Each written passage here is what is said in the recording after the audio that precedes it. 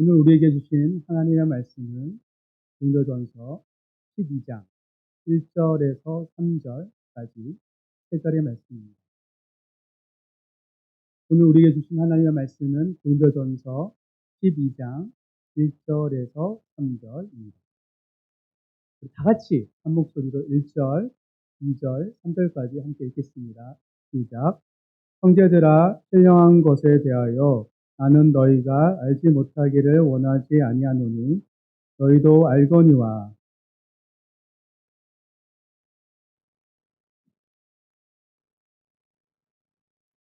그러므로 내가 너희에게 알리노니 하나님의 영으로 말하는 자는 누구든지 예수를 저주할 자라 하지 아니하고 또 성령으로 아니하고는 누구든지 예수를 주시라 할 수 없느니라. 아멘. 오늘은 고린도전서 12장 1절에서 3절 말씀을 통해 알지 못하기를 원하지 아니하노니 라는 제목의 말씀을 나눌 때 하나님을 아는 기쁨으로 살아가는 은혜가 우리 모두에게 가득하기를 간절히 소망합니다. 하나님을 즐거워하는 그 단 한 가지 이유로, 하나님 기뻐하는, 하나님을 찬양하는 그 단 한 가지 이유로 인생을 행복하게 살아가는 것은 특별한 하나님의 은혜이기 때문입니다. 미국 스탠퍼드 대학의 교수이자 정신과 의사인 에나 램키의 저서 도파민 네이션이라는 책이 있습니다. 미국 아마존닷컴 35주 연속 베스트셀러이며 2022년 교보문고의 베스트셀러로 선정될 정도로 전 세계 많은 사람들에게 읽힌 책입니다. 도파민 네이션. 이 책은 쾌락과 고통이 인간의 뇌에서 어떤 프로세스로 작동하는지를 알려줍니다. 즉, 쾌락과 고통이 인간의 뇌에서 어떤 프로세스로 작동하는지를 알려주면서 우리 인생의 라이프 스타일이 회복되는 것이 절실히 필요하다는 책입니다. 우리 뇌에는 도파민이라는 신경 절단 물질이 있습니다. 보통 도파민을 행복 호르몬이라고, 어떤 일을 할 때 행복감을 느끼는 것은 뇌에서 도파민이 분출되기 때문입니다. 그래서 쾌락을, 기쁨을, 행복감을 느끼는 겁니다.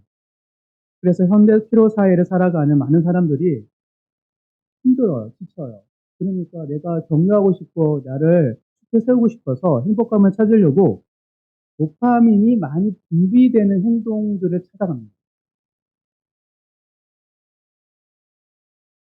먹는데 그냥 먹는 게 아니라 좀 더 맛있는 것, 좀 더 자극적이고 나를 행복감을 주는 것들을 먹고 마실까 염려하고요. 기분 전환을 위해서 무엇을 입을까 생각합니다. 그냥 입는 게 아니라 나의 기분 전환을 위해서, 또한 뭘 볼 때도 즐기는 것, 기쁜 것들을 수없이 핸드폰과 유튜브든 여러 가지 찾아가는 것입니다. 이처럼 도파민이 분비되는 일들에 현대인들은 지속적으로 몰두하고 있습니다. 왜냐하면 필요하니까. 나를 위로해주고 기분을 전환하는. 그런데 문제는 이런 쾌락을 추구하는 습관, 나의 정신적으로 나에게 기분이 좋아하는 행위들을 하는 습관이 내 과학의 측면에서 볼 때는 인간의 고통을 더 악화시키는 행위라고 이 책에서 증명하고 있습니다. 우리가 하는 수많은 기분 전환 행위들이 더 우리의 감정을 악화시키고 있습니다. 놀랍죠. 그래서 전 세계 많은 사람들이 올 한 해 동안 이 책을 열광했던 것입니다. 제가 이 책의 내용을 좀 발췌해서 읽어드리겠습니다. 우리는 모두 고통으로부터 도망치려 한다. 어떤 사람은 약물을 복용하고 어떤 사람은 방에 숨어서 넷플릭스를 몰아본다. 또 어떤 사람은 밤새 로맨스 소설을 읽는다. 우리는 자신으로부터 관심을 돌리기 위해 거의 뭐든지 하려 한다. 하지만 자신을 고통으로부터 보호하려는 이 모든 회피 시도는 고통을 더 악화시킬 뿐이다. 현대인은 사소한 불편조차 견딜 수 없게 되었다. 우리는 순간의 고통, 현재의 지루함에서 벗어나기 위해 그저 놀기 위해 계속 애쓰고 있다.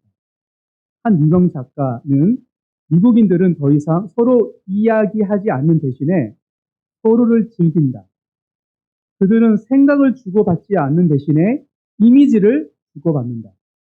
그들은 문제들을 논의하지 않는 대신에 멋진 외모, 유명인, 광고를 논한다. 라고 말합니다. 왜 우리는 전에 없던 부와 자유를 누리고 기술적 진보와 의학적 진보와 함께 살아가는데 왜 과거보다 또 불행하고 고통스러운 걸까요? 결론부터 말하면 우리가 모두 너무나 비참한 이유는 비참함을 피하려고 너무 열심히 노력했기 때문이다. 라고 이 저자는 말합니다. 우리가 노력하는 게 더 비참하게 안 돼요. 그것을 내 과학으로 설명합니다. 제가 한번 그 설명을 간추려서 설명하겠습니다. 신경과학자들은 도파민, 행복 호르몬의 발견과 더불어 쾌락과 고통이 뇌의 같은 영역에서 처리되며 대립의 메커니즘을 통해 기능한다는 사실을 알아냈다. 쉽게 말해서 쾌락과 고통은 하나예요. 여러분 놀이터에 시소 있죠. 시소가 이렇게 있는데 중심에 있다가 한쪽은 쾌락이 있고 한쪽은 고통이 있는 거예요. 한쪽이 올라가면 한쪽은 무거우면 한쪽이 올라가고 한쪽이 가벼워지면 한쪽이 올라가는 것처럼 우리 뇌에서 한 영역에서 고통과 쾌락이 그렇게 역할을 하고 있다는 거예요. 우리의 뇌에 저울이 있다고 가정해보자. 중간에 지렛대 받침이 있는 저울이다. 평소에는 저울이 아무것도 없으면 질병과 수평을 이룬다. 우리의 쾌락을 경험할 때 도파민은 우리의 보상 경로를 분비되고 저울은 쾌락적으로 기울어진다. 우리의 저울이 더 많이, 더 빨리 기울어질수록 더 많은 쾌락을 얻게 됩니다. 즉, 한쪽 두 친구가 있는데 한 친구는 시소에 쾌락이고 한쪽은 고통이에요. 항상 같이 있거든요. 근데 쾌락 속에 더 많은 친구가 확 앉잖아요. 쾌락을 많이 분비되고 쾌락을 느껴요. 그 대신에 고통을 느끼지 않는 거예요. 근데 여기서 중요한 속성이 있어요. 이 뇌에. 저울은 수평 상태, 즉 평형을 유지하려고 한다. 한쪽이나 다른 한쪽으로 오랫동안 기울어져 있고 싶어 하지 않는다. 우리의 뇌는. 그래서 저울이 쾌락적으로 기울어질 때마다 저울은 다시 수평 상태로 돌리려고 하는 강력한 자기 조정 메커니즘을 작동합니다. 시소와 다른 경우는 우리의 뇌는 평형 상태로 가려고 해요. 근데 쾌락이 한번 이렇게 눌렸잖아요. 스스로 내가 고통을 준다. 근데 이게 평형 상태까지 가는 게 아니라 더 과학은 여기서 중요한 점이 있다. 쾌락적으로 기울었던 저울이 반작용으로 수평이 되고서면 거기서 멈추지 않고 쾌락으로 얻은 만큼의 무게를 반대쪽으로 실려 저울이 고통적으로 기울어지게 한다. 한마디로 그만큼의 대가를 꼭 치는다. 우리 인간의 뇌는 구조적으로 쾌락을 얻으면 그만큼의 고통을 또 주게 되어 있어요. 과학은 모든 쾌락에는 대가가 따르고 거기에 따르는 고통은 그 원인의 쾌락보다 더 오래가며 강하다는 사실을 알고 있습니다. 이게 뇌과학이 중요한 거예요. 결과적으로 쾌락이 과잉인 시대, 계속 나에게 쾌락을 주고 즐거움을 주고 기쁨을 주고 무엇을 먹을까 무엇을 마시고 무엇을 입을까도 필요한 게 아니라 자극되는 것들을 찾아 하는 이 현대사회에서 더 많은 보상을 얻어야 쾌락을 느끼고 상처가 덜하더라도 고통이 있어요. 무슨 말이냐면 항상 평형 상태를 유지해야 되는데 계속 쾌락을 주니까 내가 스스로 고통으로 더 많이 그러니까 기울어져 있는 거예요. 그러니 평소에 살아가는 우리가 계속 고통스러워요. 그래서 계속 자극을 줘야지 그나마 고통의 감정을 느끼는 거예요. 그런데 기울어져 있는 고통에서 조금만 고통이 가하면 극심한 고통을 느끼는 게 현대사회의 특징이라고 말하고 있어요. 기울어져 있어요. 끊임없이 쾌락을 주니 내 스스로가 고통에 무게를 많이 주는 거예요. 물론 희망적인 소식이 있다. 반대로 얘기해 볼게요. 강력한 일탈을 통하여서 쾌락을 느끼다가 우울해지고 많은 사람들이 연예인들이 특히 무대 앞에서 엄청난 카타르시스 느꼈다가 무대 밖에 내려가면 왜 고통이 있냐면 그게 뇌 현상입니다. 자극적이고 더 순간적으로 카타르시스 느끼면 느낄수록 그 이후에 뇌는 더 고통을 느낍니다. 반대로 고통도 마찬가지입니다. 고통이 순간적으로 가하면 어느 순간 뇌는 쾌락을 느낍니다. 그게 찬물에 샤워, 얼음물에 샤워하면 고통스러운데 끝나면 몸이 카타르시스 느끼고 운동 선수들이 강렬한 운동 후에 몸에 굉장히 추운 얼음과 그리고 냉온으로 자기 몸을 데칠 때 신기하게 몸에서 근력이 더 빨리 자생하고 회복된다고 합니다. 그래서 익스트림 스포츠 하는 사람들이 순간의 고통, 암벽을 중단하고 또 그리고 히말라야 산을 진정하는 사람들이 동상에 걸려서 손가락이 자르지만 또 갑니다. 왜요? 고통 이후에 엄청난 쾌락이 왔기 때문에 그거를 그 성취감을 포기 못합니다. 그래서 쾌락에도 중독이 되지만 고통으로 중독되는 것이 이 메커니즘 때문이라고 뇌과학자는 말하고 있습니다. 그럼 우리가 어떻게 살아야 되는가? 세상은 끊임없이 자극하면 할수록 내가 고통스러운데 한 가지 희망이 있다고 말하고 있습니다. 우리가 오랫동안 충분히 기다리면 아무것도 안 하고 있으면 우리의 뇌는 항상성의 기준치를 정상 수준 되돌립니다. 기울어졌던 고통으로 기울어졌던 우리의 프로세스가 다시 정상으로 돌아온다. 저울이 수평을 이루는 셈이다. 뇌의 저울이 수평을 이루면 우리는 산책하기, 해돋이 구경하기, 친구들과 식사 즐기기 등 일상의 단순한 보상에서 다시 쾌락을 맛볼 수 있습니다. 그래서 지나치게 현대인들이 핸드폰을 주잖아요. 그러면 사소한 거에 즐거움을 못 느껴요.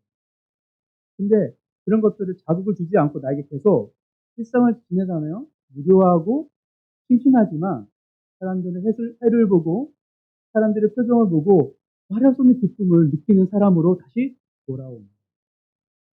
이 저자 스테펀드 중독센터장인 이 의사가 하는 말입니다. 이것이 피로사회에서 지치지 않고 계속 생산적인 삶을 살도록 자기 스스로에게 보상과 동기부여를 지속적으로 주고 있는 현대인들의 당면한 문제입니다. 너무 동기부여를 많이 주고 있어요. 우리에게 보상을 너무 많이 주니까 우리가 작은 것 하나라도 만족을 못하고 끊임없이 고통스러운 일상을 살아가고 있는 것이죠. 이게 뇌과학이 얘기하는 것입니다.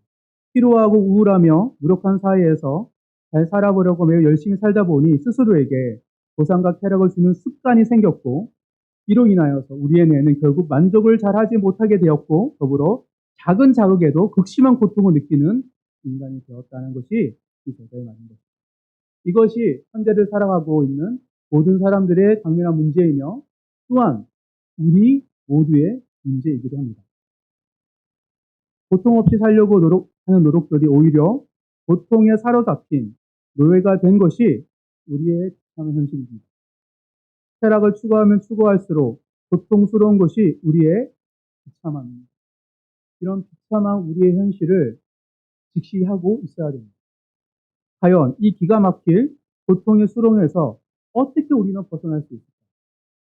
이런 비참한 현실에서 우리가 어떻게 살아가라고 하나님은 말씀하시는가가 우리의 질문입니다.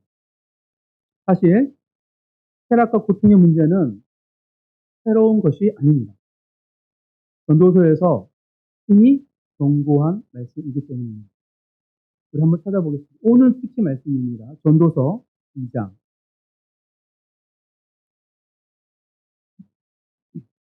전도서 기자는 이미 뇌과학자의 말과 동일한 말을 했습니다. 전도서 2장 1절하고 2절을 다 같이 먼저 읽겠습니다. 시작. 나는 내 마음에 이르기를 자, 내가 시험 삼아 너를 즐겁게 하리니 너는 낙을 누리라 하였으나 보라 이것이 헛되도다. 잘 보세요. 전도사가 솔로몬이 내 마음에게 이르기를 내가 내 마음을 즐겁게 하겠다. 내가 낙을 너에게 주겠다. 라고 시험을 해본 거예요. 근데 헛되대요. 2절 읽겠습니다. 내가 웃음에 관하여 말하여 이르기를 그것은 미친 것이라 하였고 희락에 대하여 이르기를 이것이 무슨 소용이 있는가 하였노라. 웃고 즐거운 희락을 계속 추구했는데 미친 짓이고 아무 소용이 없어요. 고통만 더 가중됐다는 거예요.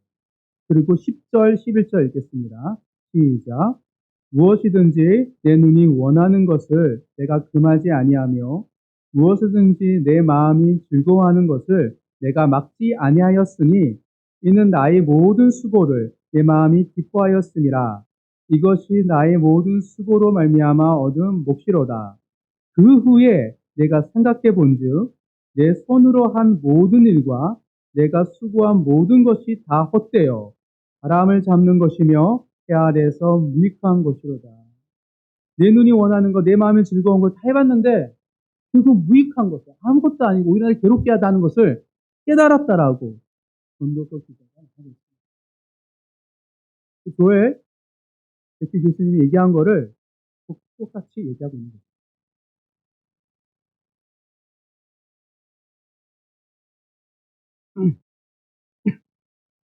오늘 말씀을 통하여서 제가 발견한 오늘 고린도전서 12장 말씀을 통하여서 제가 발견한 은혜를 함께 나눌 때 꿈과 영감이 간절과 고집을 찔러 쏘기는 하나님의 말씀으로 다가오기를 간절히 소망합니다. 10편 40편 2절 제가 읽어드리겠습니다.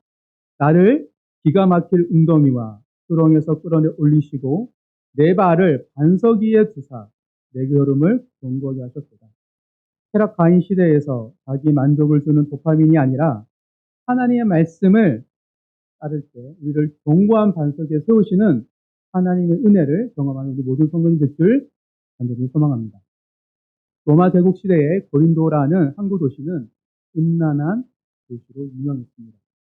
그 당시 지중해 연안에 살던 사람들이 난잡하고 문란한 행위를 할 때 고린도 사람이 되자라고 관용어로 말할 정도로 고린도는 음란한 문화를 이끌고 선도했던 지중 연안의 한 도시였습니다. 한마디로 고린도는 쾌락의 도시 그 자체였던 것이죠. 고린도 도시는 항구 도시기에 선박 운송 종사자들을 비롯해서 고린도를 방문하는 사람이 굉장히 많았는데 그들은 방문할 때마다 고린도에 있는 쾌락을 그 문화를 유흥을 즐기고 맛보고 싶어 했습니다. 그리고 그 쾌락의 경험을 다른 도시와 자신의 고향에 가서 무역왕처럼 말했던 것입니다. 그러니 그 사람들이 듣고 고린도는 이렇게 음란하고 이렇게 쾌락을 중요하게 여기구나. 우리도 고린도인처럼 살자라고 말을 그 당시 했던 것입니다. 그만큼 고린도 도시 전체가 쾌락을 추구하고 쾌락이 과잉으로 가득한 도시였던 것입니다. 이처럼 쾌락을 적극적으로 추구했다는 점에서 고린도 전서의 배경과 쾌락 과잉 시대를 살고 있는 오늘 우리의 모습은 일맥상통하는 점이 있습니다. 실제로 고린도전서 1장부터 살펴보면 고린도 교회가 세속화되어 얼마나 부도덕한 스캔들이 다양하게 생겼는지 우리가 몇 주 동안 함께 살펴보았습니다. 지난 고린도 강해설교에서 11장에서 성만찬이라는 거룩한 예식을 하는데 고린도 교회 성도들은 성찬을 하면서 하나님의 교회를 업신여기고 가난한 자를 무시하는 죄를 범죄했습니다. 아니, 악한 말과 악한 행위가 아니라 예배를 드리고 성찬을 하는데 하나님의 교회를 파괴할 수 있다는 것을 사도 바울이 고린도 교회를 통해 보여주는 것입니다. 그리고 사도 바울이 이런 쾌락이 가득한 고린도에서 세속화되는 고린도 교회 성도들을 보고 너무 가슴 아파여서 지속적으로 하는 오늘 메시지가 이런 게 있었어요. 지지난주에 어떤 말씀을 했는지 우리 고린도전서 11장을 한번 살펴보겠습니다.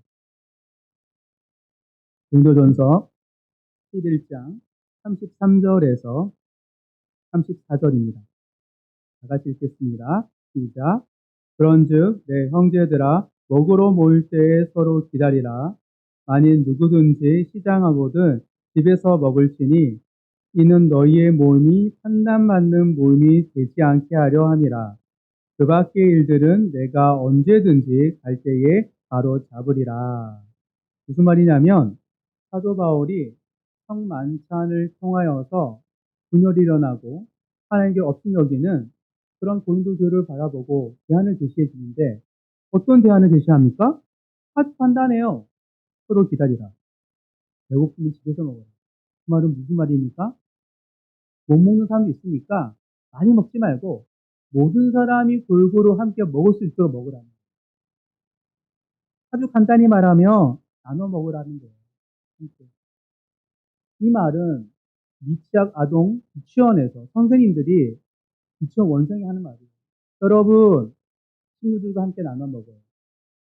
이 얘기를 지금 누가 사도 바울이 누구에게? 고린도교회 성도들에게 하고 있는 거예요. 놀랍게도 이 간단하고 평범한 것을 지키고 있습니다. 왜요? 고린도 사회와 고린도교회 성도들이 쾌락을 추구했기 때문에. 쾌락을 추구하는 사람들은 평범한 것을 감당 못합니다. 왜냐하면 쾌락의 추구는 기본적으로 자기 중심적이고 내 마음, 내 기분이 중요하고 이기적이기 때문에 다른 사람을 공감하고 이해하지 않습니다. 그리고 나보다 못한 사람들과 함께 하는 거를 싫어요. 내가 교회에서 와서까지 싫은 사람들과 함께 해야 된다고 싫어합니다. 그게 쾌락을 추구하는 사람들의 특징인 것입니다. 쾌락을 추구하는 사람들은 평범함을 못 살아냅니다. 그런데 오늘날 한국 교회에서 평범한 모습이 사라지고 있습니다. 이는 심각한 문제입니다. 이는 한국 교회로 세속화되어 쾌락을 추구하는 것이 아닐까 심히 걱정되는 현상입니다. 제가 어렸을 때만 생각하면 교회에서 매주 한 번씩 성도들이 그중에 서로의 집에 가서 구역 예배를 드리는 것이 보통의 모습이었습니다. 대부분의 교회가 그중에 서로가 집에 가서 밥 먹고 예배를 드렸습니다.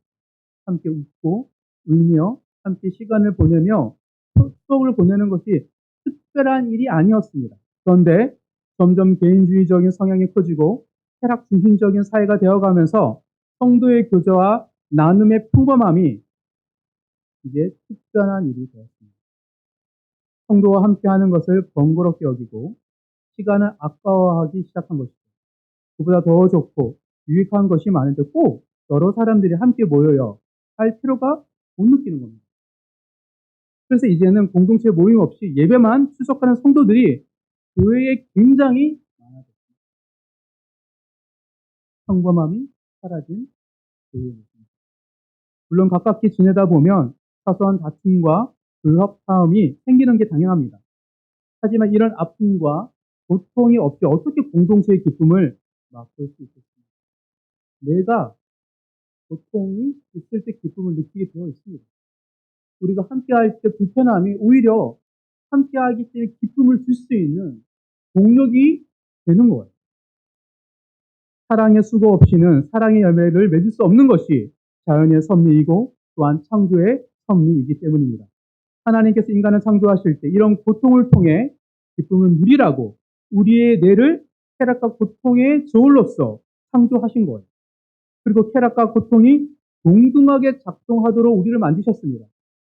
그래서 쾌락의 한계를 깨닫고 쾌락만 계속 추구하면 결국은 고통이 가득하구나.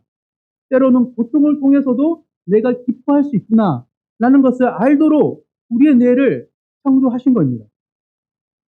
그래서 전도서 3장 13절 제가 읽어드리겠습니다. 사람마다 먹고 마시는 것과 수고함으로 고생함으로 라고 누리는 그것이 하나님의 선물인 줄 또한 알았죠. 고통과 함께 기쁨을 주시는 거예요. 기쁨과 함께 고통을 주시는 거죠. 그런데 많은 현대인들이 특히 수도들이 불편함과 고통 없이 교회에서 내 좋은 것만 찾으려고 하니 점점 교회가 생명을 잃어가고 있습니다. 사랑하는 형제자매 여러분, 평범함의 벨소에 감춰진 하나님의 비범함을 맛보 아는 그 은혜가 우리 모든 성도들 삶에 가득하기를 간절히 소망합니다. 평범한 일상도 하나님의 손길로 지어진 것이고 하나님의 섭리 가운데 주신 그 일상이 어찌 그 가운데 놀라운 기쁨의 선물이 없겠습니까? 특별한 일만 감사하고 기뻐하는 게 아닙니다. 우리가 살아내는 것, 함께 웃고 함께 시간을 보내는 것, 예수님과 제자들이 함께 먹고 마시면서 피곤할 때 눕고 지치고 서로가 챙겨줄 때 그 안에 기쁨이 가득했던 거예요. 우리 교회는 앞으로도 쭉 있는 그대로 하나님께 영광 올려드리는 그 축복의 길을 걸어갈 것입니다. 그리고 모든 성도님들의 삶에서 평범한 일상에서 예배하는 본이 되는 신앙이 되어서 하나님이 즐겨 사용하시는 선한 성지기가 되시는 모든 성도님 되기를 간절히 축복합니다. 평범함을 살아내는 것이 은혜입니다. 그렇다면 보통의 수렁에서 벗어나 하나님의 선물, 평범함 속에 계신 하나님 은혜를 누릴 수 있습니다. 오늘 본문인 고린도전서 12장 1절에서 3절을 통하여서 사도 바울이 고린도 교회에 전하는 메시지를 통하여 우리가 하나님의 선물을 누리는 세 가지 비결에 대해서 함께 살펴보도록 하겠습니다. 첫 번째입니다. 혈압 과잉 시대의 특징인 고통의 수렁에서 벗어나 평범한 벨 속에 담긴 하나님의 은혜를 누리며 감사하기 위해서는 첫 번째, 우리 자신이 영적으로 무지함을 깨달아야 됩니다. 우리가 영성이 없다라는 것을, 우리 성령에서 모른다는 것을 자각해야 되는 게 제일 먼저 중요합니다. 1절입니다. 12장 1절을 다 같이 읽겠습니다. 시작. 형제들아, 신령한 것에 대하여 나는 너희가 알지 못하기를 원하지 아니하노니. 신령한 것이라고 번역된 헬라어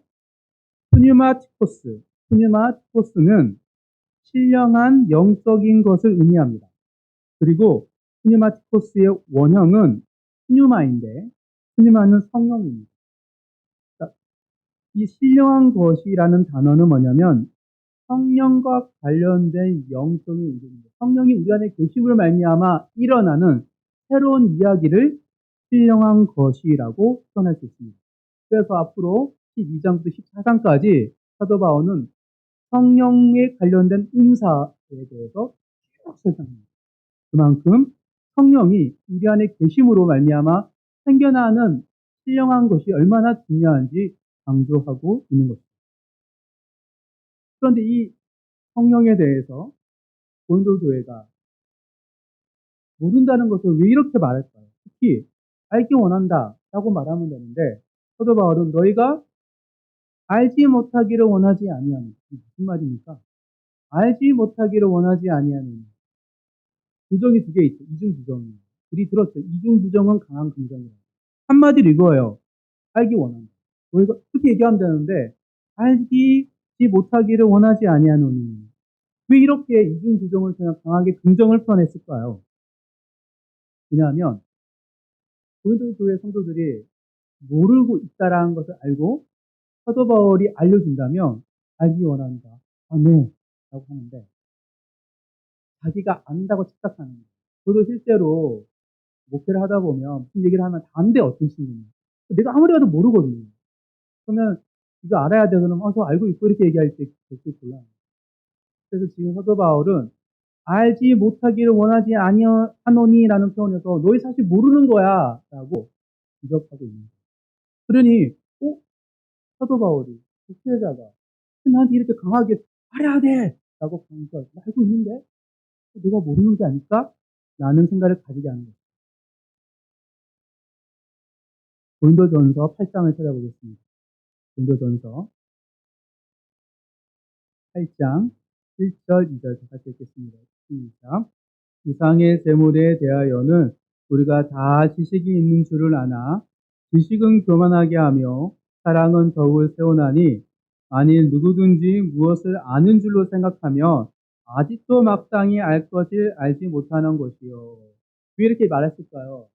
지식이 많았어요. 그래서 자기 지식이 많아서 교만해졌고 다 안다고 생각해요. 성도들.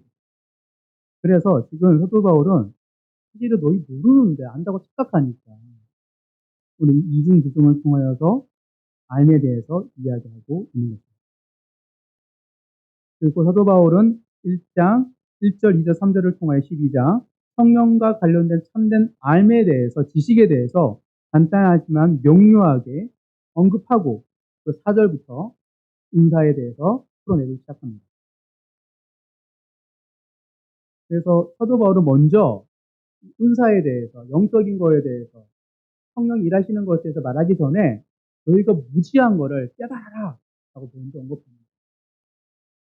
그렇게 보면 12장 1절, 2절, 3절 한번 보실래요? 보면 알에 대해서 강조하고 있습니다. 1절 너희가 알지 못하기를 2절 너희도 알거니와 3절 너희에게 알리노니 1절, 2절, 3절을 통하여서 지금 계속 강조하는 것은 참 지식, 진정한 알에 대해서 사도 바울이 강조하고 있는 것입니다.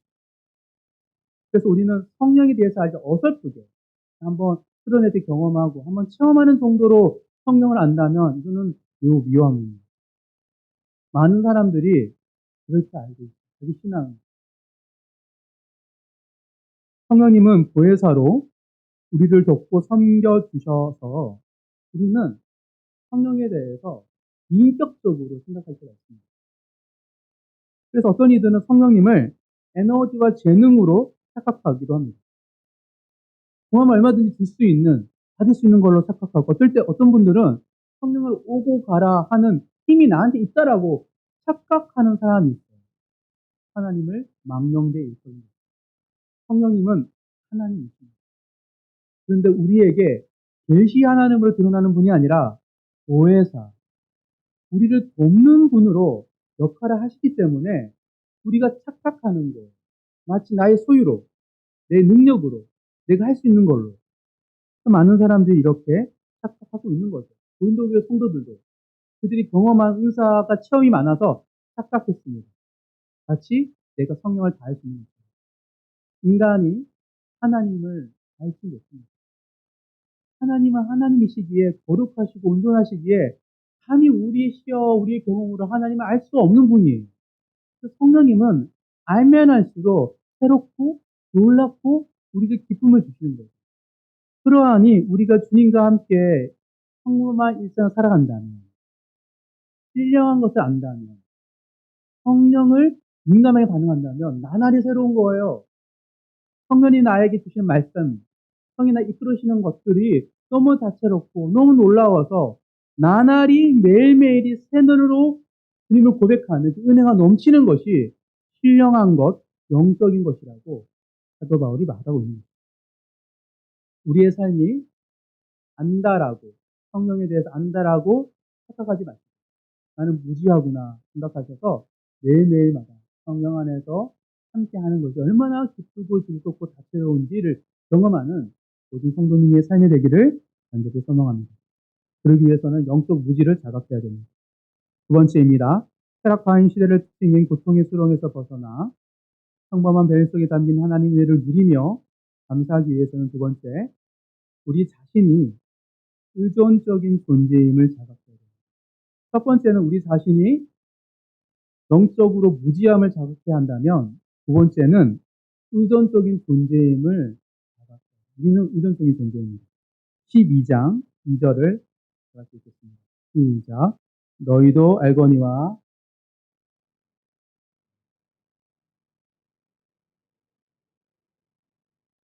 이어서 사도 바울은 1절 다음 2절에서 그들이 정말 잘 알고 있는 사실을 통해 고린도교회 성도들이 잘 알고 있는 사실을 통하여서 그들의 무지를 일깨우며 동시에 참 지식의 발판을 마련합니다. 즉 고린도교회 성도들이 자신의 영적 너 모르는 거야 그런 것에 대해서 반발하지 못하도록 그들이 경험으로 알고 있는 우상에 숭배했을 때 그들이 알고 있었던 그 경험을 통하여서 그들의 무지와 그들의 가져야 할 참 지식에 대해서 동시에 설득시키는 거예요. 사실 이전은 탁월한 논리적인 합법입니다. 왜냐하면, 야, 너 이거 안다고? 그러면 너 안다면, 너 예수님을 알기 전에 우상을 섬겼을 때 어땠어? 끌려다녔지, 우상에. 지금은 어때? 성령에 끌려다니니? 그거 질문을 던지는 거예요. 그랬더니, 내가 안다 했는데 성령이 끌려다니지 않거든요. 내가 성령을 자주의지하죠. 그때 멍 때리는 거예요. 이게 사도 바울의 합법입니다. 예수님을 믿기 전에 어땠는지 생각하게 합니다. 우상에 끌려다녔다는 사실을 확인시켜줍니다. 우상 축제의 행렬에 따라다녔고 우상 신전에서 우상의 제물을 먹어야 했고 쾌락의 우상들에게 쾌락을 얻었는데 쾌락을 추구했는데 고린도에서 나중에는 전혀 기쁘지 않았어요. 왜? 우리의 메커니즘이 그렇거든 내가. 그래서 나중에 고통스러우면서도 그 우상들에 휘둘릴 수밖에 없었던 지난날의 자신의 삶들을 회상하기 시작합니다. 그리고 나서 보니 왜 우리는 성령은 그렇게 끌려다니지 않지? 라는 질문을 던질 때, 내가 모를 수 있겠구나. 라는 것을 자각하게 되는 것입니다. 여기서 알 수 있는 사실은 인간은 의존적인 존재입니다. 인간은 하나님 형성을 지원받았기 때문에 신적인 존재를 의지할 수밖에 없는 존재들입니다. 우상을 섬길 때는 우상에 매여 있고 하나님을 믿을 때는 하나님 영이 성령에 이끌릴 수밖에 없는 존재입니다. 그런데 왜 나는 성령에 이끌리지 않지? 다른 것이 나를 이끌어가는 거예요. 그 다른 것이 뭐냐면 세속화. 세상 사람들처럼 쾌락을 즐기고 내가 계획하고 내가 꿈꾸고 내가 성취하고 내가 채우는 그 모든 방법에서 내 중심에 성령이 계시지 않고 성령님은 내 삶의 변두리에 있고 내 인생의 왕대에 누가 있는 거예요? 내 자아가 쾌락이 있으니 성령에 이끌리지 않고 성령을 이용하면서 예전에 이용하면서 다른 사람들과의 관계를 거리를 두는 거예요. 이거를 깨닫는 거예요. 그래서 다시 한번 교만한 고린도 성도들이 예수를 잘 믿어서 내 생각과 하나님의 생각이 같다라는 착각에 벗어나 나는 지금 성령을 의존하는 것이 아니라 내 욕망과 내 쾌락을 의존하고 있다는 것을 자각합니다. 이것이 우리는 의존적인 존재임을 이야기하며 우리는 어쩔 수 없이 우상과 성령을 끌려다닐 수밖에 없는 존재라는 것을 각인시켜 주고 있는 것입니다. 사랑하는 성도 여러분, 여러분의 한 주의 삶은 어떻습니까? 내가 계획하고 내가 견인했습니까? 아니면 정말 성령님이, 하나님이 내 삶에 계셔서 나의 한 걸음을 내가 원하는 것을 기도할 때 내 마음 가운데 내 마음을 들춰내 주시고 나의 소망을 부어주시고 이루실 거에 확신을 주고 계셨고 그 성령의 음성 앞에 매여서 살고 계셨습니다. 성령이 가라면 가고 서면 서며 또 하나님께서 보게 하심을 보며 그곳을 예배하면 예배하며 삶을 살았습니까? 아니면 끊임없이 내가 원하는 삶을 놓고 하나님 주지 않으셔서 원망하며 살으셨습니까? 그 질문을 하고 있는 것입니다. 우리 자신이 의존하는 것이 무엇인지 자각하고 회개하는 것이 중요합니다. 오직 하나님만을 의지하는 것이 참 복임을 깊이 깨닫는 모든 성도들의 삶이 되기를 간절히 소망합니다. 마지막입니다. 쾌락 과잉 시대의 특징인 고통의 수렁에서 벗어나 평범한 배일 속에 담긴 하나님의 은혜를 누리며 감사하기 위해서는 세 번째, 우리 자신이 예수님의 종임을 자각합니다. 3절, 12장 3절 다 같이 읽겠습니다. 시작. 그러므로 내가 너희에게 알리노니 하나님의 영으로 말하는 자는 누구든지 예수를 저주할 자라 하지 아니하고 또 성령으로 아니하고는 누구든지 예수를 주시라 할 수 없느니라. 성령님께서는 예수의 영이십니다. 그래서 성령님이 우리 안에 계시다는 것은 예수님이 를 믿고 예수로 말미암아 구원받았다는 증거입니다. 성령이 있다는 것은 내가 구원받았다는 징표예요. 그러니 예수의 영이 있는 징표를 가진 사람은 뭐냐면 구원을 받은 징표인데 이게 내게 아닌 거예요. 예수님 대신 죽으심으로 구원받았기 때문에 예수님 거라는 것이 성령이 계신 인치심의 특징입니다. 우리는 예수님의 소유입니다. 그래서 로마서 한번 찾아볼게요. 로마서 6장 17절 18절에서 사도 바울이 이렇게 말합니다. 로마서 6장 17절, 18절입니다. 같이 읽겠습니다. 시작. 하나님께 감사하리로다. 너희가 본래 죄의 종이더니 너희에게 전하여 준 바 교훈의 본을 마음으로 순종하여 죄로부터 해방되어 의에게 종이 되었느니라. 의가 예수 그리스도이죠. 우리는 원래 죄인이었는데 예수를 믿음으로 말미암아 의의 종, 예수의 종이 된 거예요. 근데 예수님께서 우리를 친구로 여기십니다. 예수는 더 이상 우리를 종의 영이 아닌 양자의 영으로 우리 줬기 때문에 우리가 예수님에 대해서 하나님에 대해서 아버지라 부를 수 있는 거지 실상은 죄의 종에서 예수님의 소유가 된 것이 성령의 인치심입니다. 그래서 우리가 구원받은 것을 어떻게 알 수 있습니까? 라고 성도들이 누군가 질문한다면 성령님이 우리 안에 계신 것을 통해서 우리가 구원받았음을 알 수 있다고 말하는 것입니다. 또한 그리고 성령님이 우리 안에 계심을 보면 어떻게 알 수 있습니까? 어떻게 확인할 수 있냐요? 라고 질문한다면 성령의 열매로 확인할 수 있어요. 성령은 열매를 맺기 때문에 열매로 너희를 알 수 있어요. 열매로 압니다. 그래서 갈라디아서 찾아보겠습니다. 갈라디아서 5장입니다. 성령님께서 우리 안에 계시면 어떤 열매가 우리 삶을 통해 드러나는지 적혀 있습니다. 갈라디아서 5장 22절에서 24절입니다. 같이 읽겠습니다. 갈라디아서 5장 22절에 24절 다 같이 읽겠습니다. 시작. 오직 성령의 열매는 사랑과 희락과 화평과 오래 참음과 자비와 양성과 충성과 온유와 절제니 이 같은 것을 금지할 법이 없느니라.